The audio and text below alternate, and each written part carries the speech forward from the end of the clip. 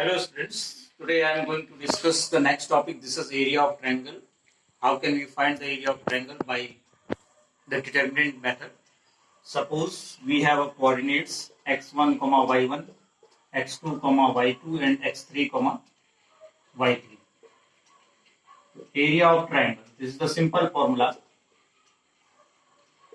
It is 1 by 2 determinant of x1, y1, 1, x2, y2, 1, x3, y3, 1 and simply इसको हम जैसे determinant open करते हैं वैसे इसको हम ओपन कर सकते हैं। एक एग्जांपल के थ्रू मैं आपको बताना चाहूंगा कि कैसे हम इसको यूज करते हैं।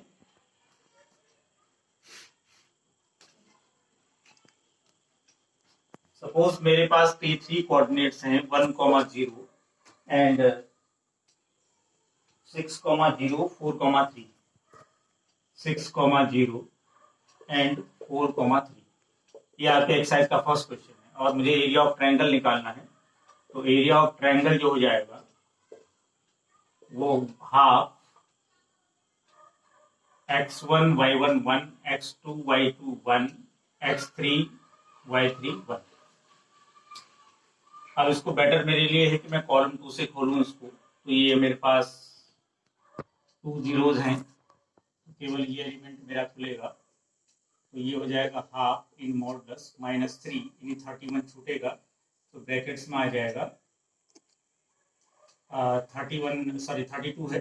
ये और ये कॉलम छूट जाएगा 1 1 जा 1 -6 तो ये आ जाएगा 1/2 modulus -3 into -5 it is 15/2 square units. इस तरह से आप इसको यूज करके इसको फाइंड आउट कर सकते हैं। सिंपली इस एक्सरसाइज 4.3 में सभी क्वेश्चंस एरिया ऑफ ट्रायंगल पर हैं जिनको इजीली आप लोग सॉल्व कर लेंगे। अगर आपको कोई डाउट्स हैं तो आप चैट से मुझसे पूछ सकते हैं। Pause the video and note it down. Now the next topic is cofactors and minors. How can we find the cofactors and minors? पहले हम समझेंगे कि माइनर्स क्या होते हैं। सबसे पहला टॉपिक मुझे माइनर्स के बारे में डिस्कस करना है। सपोज कि मेरे पास एक डिटरमिनेंट है जिसके element A11, A12, A13, A21, A22, A23 and then A31, A32 and A33। ये एलिमेंट्स मेरे पास हैं और मैं इनके माइनर्स को फाइंड आउट करना चाहता हूँ। इनको हम कैपिटल M से रिप्रेजेंट करते हैं। M11 का मतलब first row and first column को छोड़ेंगे। A22, A23, A32 and A33 और इनको आप क्रॉस मल्टीप्लाई करेंगे तो ये सिंपली क्या आएगा आपके पास A22, A33 minus A23, A32। ऐसे ही आप M12 निकाल सकते हैं। M12 का मतलब first row and second column को आपने स्किप कर देना है। A21, A23, A31, A33 cross multiply करेंगे तो A21, A33 minus A31, A23। फिर आपने M13 फाइंड आउट करना है। M13 में first row and third column को स्किप करेंगे। A21, A22, A31, A32 cross multiply करेंगे तो ये आ जाएगा A21, A32 minus A22, A31। Similarly हम M21, M22, M23, M31, M32, M33 को फाइंड आउट कर सकते हैं। ये तो हुई हमारी माइनस की बात। अब आते हैं हम कोफैक्टर्स को। कोफैक्टर्स को हम कैसे फाइंड आउट करते हैं? कोफैक्टर्स को फाइंड आउट करना बहुत सिंपल तरीका है। इसी का अगला स्टेप है। कोफैक्टर्स अगर हमको निकालने हैं, जैसे मान लीजिए मैं C11 फाइंड आउट करना चाहता हूं तो यह Cij इक्वल टू हो जाता है -1 to the power I plus j into Mij। इसका मतलब क्या हुआ? अगर सपोज करो मुझे C11 निकालना है तो C11 का मतलब हो जाएगा -1 टू द पावर 1 प्लस, क्योंकि I1 है, Gb1 है और M11। तो ये -1 का स्क्वायर हो गया। M11 की वैल्यू आपने निकाल रखी है, ये हो गई A22, A33 minus A23, A32। तो ये प्लस हो जाएगा क्योंकि माइनस का स्क्वायर होता है और ये एज इट इज ऐसे ही आ जाएगा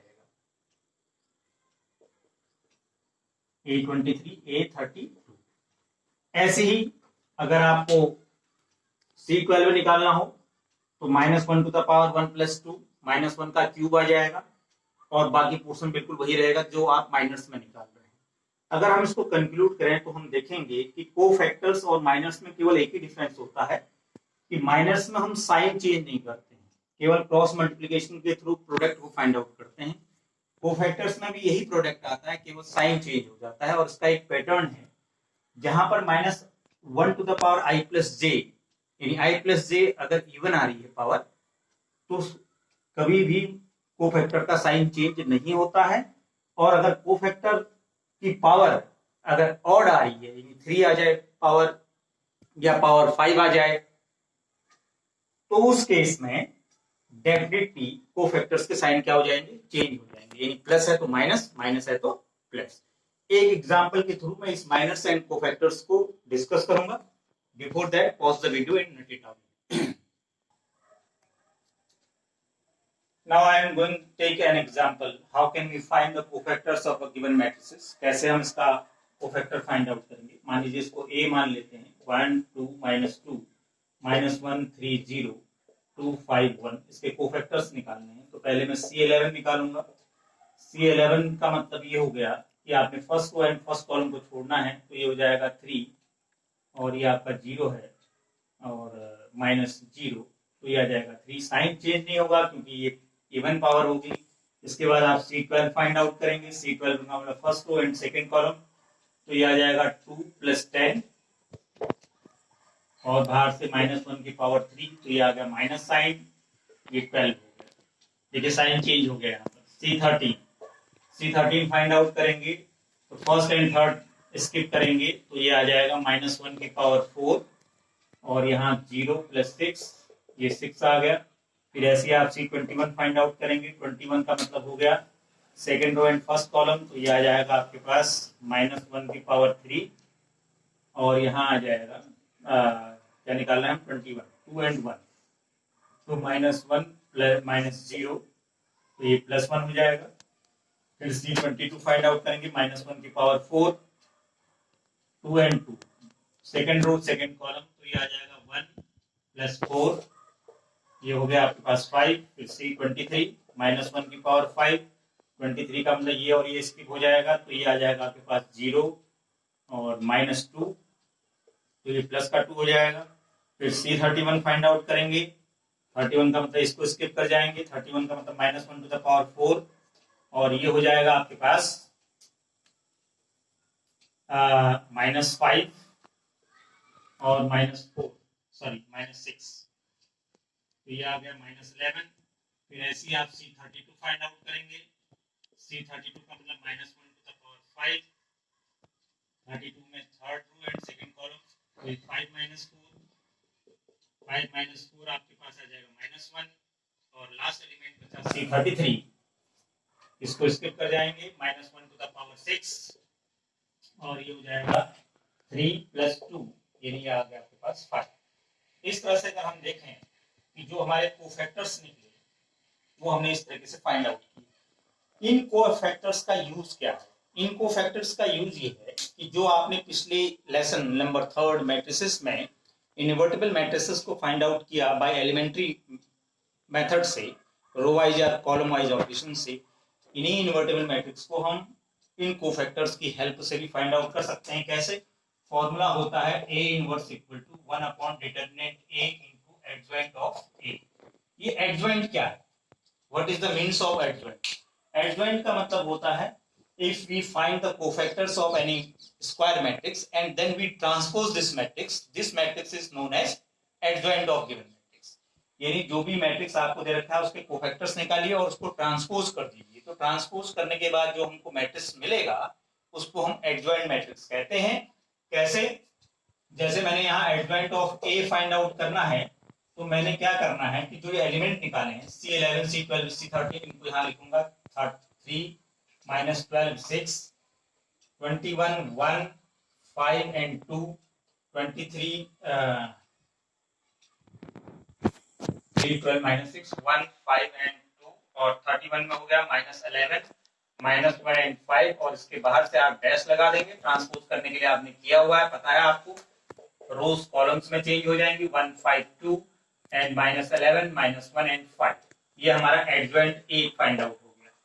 अब हमें ए इनवर्स को फाइंड आउट करना है, तो हमको डिटरमिनेंट फाइंड आउट करना चाहिए। डिटरमिनेंट फाइंड आउट करने के लिए आप कहीं से भी डिटरमिनेंट निकाल सकते हैं, क्योंकि C11 C12 C13 हमने निकाला हुआ है, इनको इनके कोएफिशिएंट से मल्टीप्लाई कर देंगे, यानी A11 C11 A12 C12 A13 C13। तो A11 1 है, 1 into 3, और A12 मेरे पास -1 है और ये -12 है, और C13 +2 और ये 6 हो गया, तो ये आ गया 3 + 12 + 12 24 27। डिटरमिनेंट ए की वैल्यू मेरे पास 27 फाइंड आउट हो गई। ए इनवर्स कैसे निकल जाएगा? A inverse equal to 1/27 of matrices 3 minus 12 6 1 5 2 minus 11 1 and 5। ये मेरा आंसर हो गया। मैं 1/27 से पूरी मैट्रिसेस को अंदर मल्टीप्लाई करके मिनिमाइज फॉर्म में लिखूंगा, तो मेरा आंसर फाइंड आउट होगा। तो मेन मकसद जो हमारा माइनर्स एंड कोफैक्टर्स का था वो यही था कि किस तरीके से हम किसी भी स्क्वायर मैट्रिक्स के हेल्प से उसके इन्वर्टिबल को बगैर एलिमेंट्री ऑपरेशन के सॉल्व कर सकते हैं। तो डियर स्टूडेंट्स, आपके पास एक एक्सरसाइज 4.3 जिसमें बहुत मिनिमम क्वेश्चंस हैं, केवल आपको area of triangle find out करना है। होप सो आप लोग उसको जल्दी कंप्लीट कर लेंगे।